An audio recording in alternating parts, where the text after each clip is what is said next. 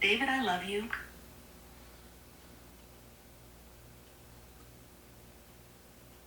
Jen, begin reading.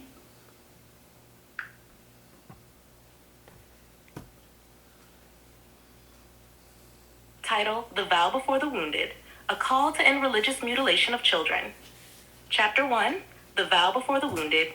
I vow before the wounded, before the girls whose screams were muffled behind hands, whose legs were held down by their mothers, whose blood ran onto sacred cloth in the name of tradition.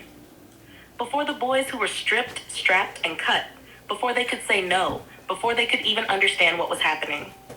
Before the children whose bodies were altered before memory, before choice, before voice. I vow before them all. No religion, no culture, no tribe, no holy book can justify desecrating the body of a child. God did not ask for this. God did not command this. These acts are not obedience. They are betrayal. To cut the genitals of a child, female or male, visible or hidden, is not devotion. It is desecration. It is trauma passed down like a plague, normalized by fear, sustained by silence. And the silence ends now. I speak as a father. I speak as a man. I speak as a witness. And I say, never again. Not to my daughters. Not to my sons. Not to yours. I do not care if the blade is sterile or ceremonial. I do not care if the chants are ancient or sacred. The body of the child is holier than your rituals. The body of the child is the living temple of the Creator, and every cut made in God's name is an insult to God's design. Let the churches repent. Let the mosques fall silent. Let the synagogues and tribal councils and every altar where this horror is still defended be confronted by the wails of angels. Because heaven hears what we have ignored. The trembling, the bleeding, the shame. It ends with us. We will expose it. We will name it. We will stop it. Because if we do not, the stones will cry out, and God will weep through the mouths of mutilated children. This is the vow, and I will keep it until the last blade falls. Chapter 2, The Lie of Cultural Respect. They say respect our culture, but I ask, what is culture that feeds on children? What is tradition that scars the soul and calls it sacred? Female genital mutilation is not an ancient rite. It is an ancient wrong. Circumcision is not cleansing. It is cruelty. Binding, cutting, stretching, breaking, all in the name of beauty or belonging, are not cultural blessings. They are spiritual violations. Let us not bow to the idol of cultural relativism when innocent bodies are on the altar. To respect a people is not to respect every practice they perform. To love a culture is not to excuse its crimes. And make no mistake, these are crimes. 1,000 justifications cannot erase a child's scream. 1,000 elders cannot outweigh one trembling girl. 1,000 prayers cannot make holy what the soul knows is wrong. This is not about shaming the past. It is about saving the future. This is not about white saviors or global arrogance. This is about the most basic truth. The body of a child is not yours to change. Not for tribe, not for beauty, not for tradition, not for God. Because God does not require pain for purity. God does not demand wounds for worth.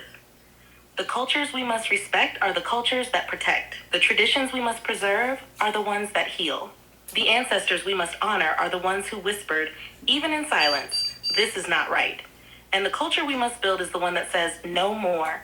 Not in our name. Not in our country. Not in our faith. Let the blade rust. Let the rituals die. Let the healing begin. Chapter 3. The sacred body was never yours to cut. To every parent who believed they were doing the right thing, to every elder who thought they were honoring God, to every religious leader who still defends the knife, I say this with sorrow and strength. You were wrong. The body of the child is not yours. Not to stretch, not to shape, not to slice, not to scar. You did not make it. You do not own it. You have no divine license to alter it in the name of purity or identity or tradition. The sacred body was never yours to cut. When you took that girl's clitoris or labia, when you removed that boy's foreskin, when you bound her feet or shaped his skull or pierced their skin with permanent shame, you did not glorify God. You mocked creation. What God made was already holy.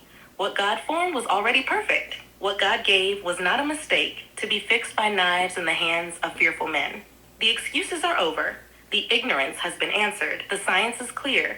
The trauma is generational. The pain is real. You were lied to. And now you must stop lying to yourself.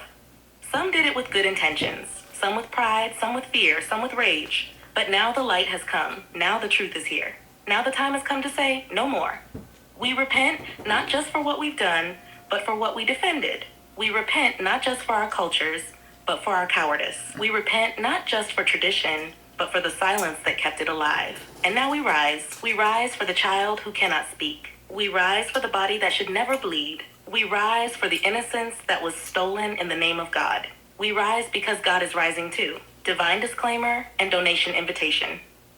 This message, including all text and image used, is offered as a sacred act of education and spiritual awakening. Any image that accompanies this message is believed to be used under the principle of fair use for non-commercial, educational, and transformative purposes, offered freely to spread awareness and healing. If you are the rights holder of any image used and wish for it to be removed, please contact us and we will respectfully honor your request. This work is offered in the spirit of protection, not profit. However, if you are moved to support this mission, to help spread this message and to feed, clothe, and protect innocent children in places like the Philippines, we invite you to give generously. Donations can be made via PayPal.